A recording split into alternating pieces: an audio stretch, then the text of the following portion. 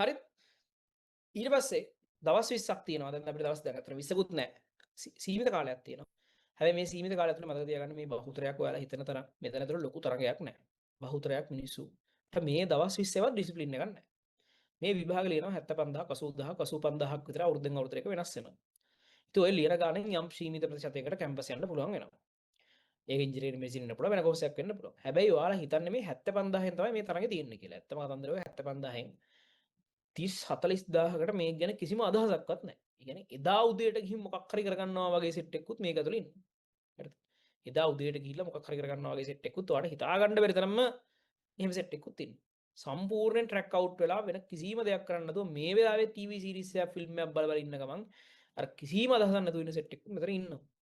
එතකොට ඇත්තටම ඔය ගේම් එක ටිකක් හරි තියෙන්න ඕනේ නිකන් සාමාන්‍ය නිකන් අර මොකක් හරි දෙයක් කරගන්න සෙට් එකක් ඉන්නේ 20000ක් විතර ඇත්තටම හරියට බැලුවොත් එහෙම.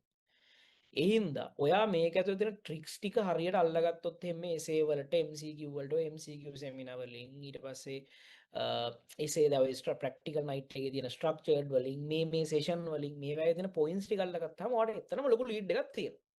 හැබැයි වැදගත් වෙන්නේ මානසිකත්වය. හරිද?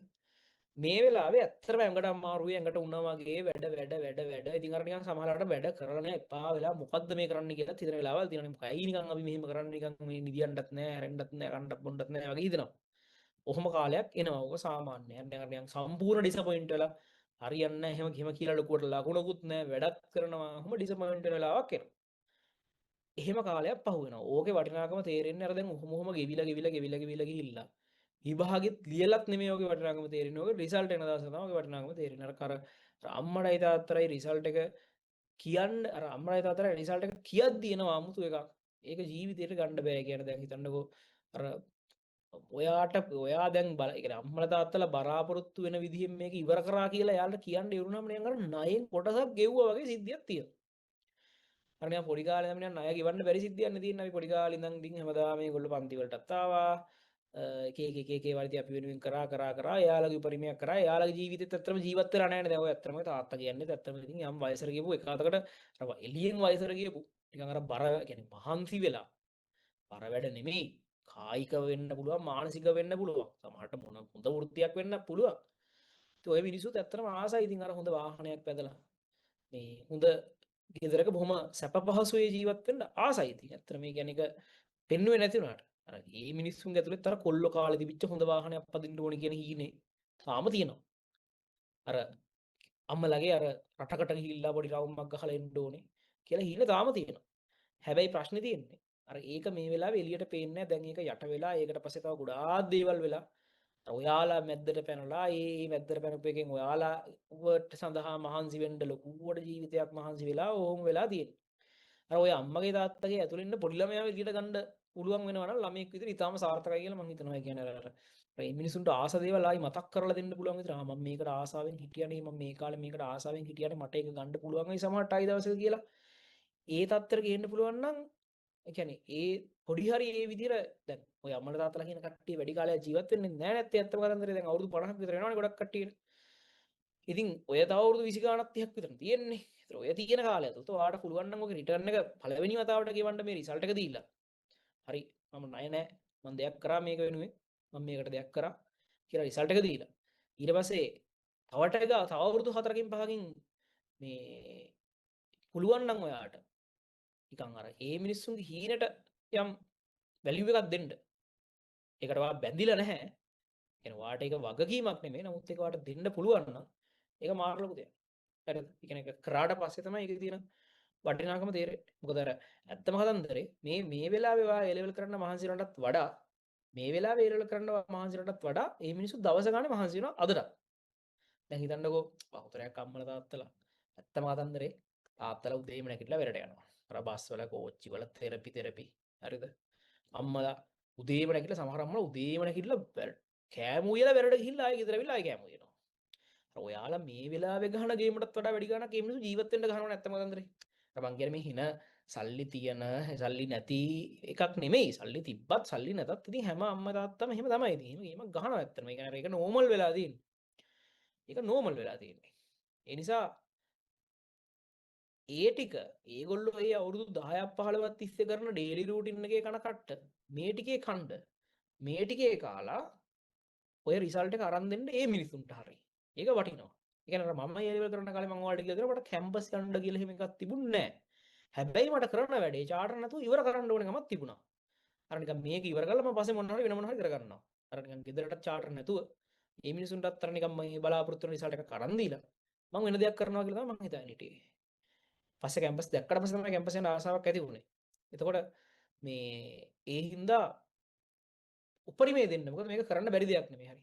මේක කරන්න පුළුවන් දෙයක්. මේක ඔයා හිතනට වඩා මේක තරඟේ බොහොම අඩුයි. බහුතරයක් මිනිස්සු මහන්සි වෙන්නේ නැහැ. බහුතරයක් මිනිස්සු මේ ගේම් එකේ නැහැ. අපි හිතන් ඉන්නවා හැමෝම මේ 80000 මේකට දුවනවා කියලා. මේකේ 50000ක්වත් දුවන්නේ නැහැ. 20000ක්වත් හරියට දුවන්නේ නැහැ.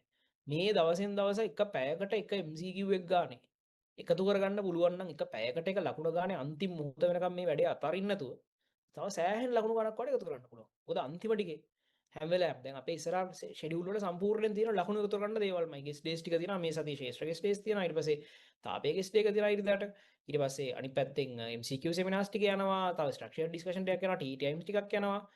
ගොඩක් දේවල් අන්තිම ටිකේ ලකුණු ගොඩාක් එකතු කරලා තියෙනවා. ඒ ටික බලන ගමන් ඒ ටික බලන එක විතරක් නෙමෙයි. ටික බලන ගමන් ඔයා තනියෙන් පුළුවන් තරම් පරණ පේපර්ස් විවරණය කරන්න කරද්දී එපා වෙනවා. හරිද? මොකෝ සමහරට තේරෙන්නේ නැහැ. වැඩි අත්හැරලා දාලා දමලා ගහලා නිකන් ඉන්න හිතන වෙලාවල ඕන තරම් එනවා. හරිද? ඒක සාමාන්‍යයි. ඕන වැඩක් කරද්දී අර හිම හිම අර අපිව පිටිපස්සට අදින දෙයක් තියෙනවා හැම වෙලාවෙම. මේක හරියන්නේ නැති වෙයි, බැරි වෙයි කියලා එකක් තියෙනවා. පුළුවන් තරම් හැම වෙලාවෙම ඔයා ඔයත් එක්ක චැලෙන්ජ් කරන්න, ඔයා ඔයත් එක්කම සටන් කරන්න, ඔයා ඔයත් එක්ක කරන සටන වාට දිනන්න පුළුවන් නම් එච්චරයි. අර ඔයාට ඇතුලෙන් එනවනේ ඉන්ටර්නලි සටනක්. අර මම මේක ඔයාට බෑ ඔයාට පුළුවන්. ඔයාට බෑ ඔයාට පුළුවන් කියලා ඔයාම සටනක් තියෙනවනේ. ඔයාට බෑ නෑ මම කොහොම හරි කරනවා කියලා එනවනේ. අන්නේ තමන්ගේ ඇතුලෙන් එන සටන ඔයාම දිනන්න. ඒක තමයි ලොකුම සටන. ඔයාලා හිතන තරම් මේක ලොකු දෙයක් නෙමෙයි. මේක පොඩි දෙයක්. පොඩි ප්‍රශ්න ටිකක්. එකම විදිහේ ප්‍රශ්න ටිකක්. හොඳට බැලුවොත් එහෙම එකම විදිහේ ප්‍රශ්න ටිකක් හැම වෙලාවෙම කරගන්නේ. MCQ 30 ගණක් එහෙම ගහන්න පුළුවන්. ඇත්තටම හොඳ ප්‍රශ්න 10ක් විතර තියෙන එක හරි. MCQ 30 ගණන්ම ගහන්න පුළුවන් අර විදියට. එකම විදිහේ ප්‍රශ්න ටිකකින්. ඒ නිසා අර මේක පුළුවන් තරම් උපරිම පොසිටිව් මයින්ඩ්සෙට් එකකින් ඉස්සරහට යන්න. පොසිටිව් මයින්ඩ්සෙට් එකකින් ඉස්සරහට යන්න. වැඩි try කරන්න පේපර් එක කනවා කියලා යන්න ඕනේ. හරිද? මාර ගැම්මකින් වැඩ ටික කරන්න ඕනේ. මාර මොටිවේෂන් එකකින්. ඒකට අදාළ ගැලපෙන මියුසික් පාවිච්චි කරන්න මේ ටිකේ. හරි? පොඩි දැන් කොල්ලෝ නම් ඔයාලට සෙට් නම් කියන්නේ හොඳ මොටිවේෂනල් මියුසික් අහන්න. ඒකේ මාර ගැම්මක් තියෙනවාට. ඒ කියන්නේ ඒවා අහන ගම කියන අහන ගම වැඩ කරන්න කියන නෙමෙයි. ඒවා නිකන් වැඩ කරලා ඔයාලට අති වැටිච්ච වෙලාවට ඒක අහන්න.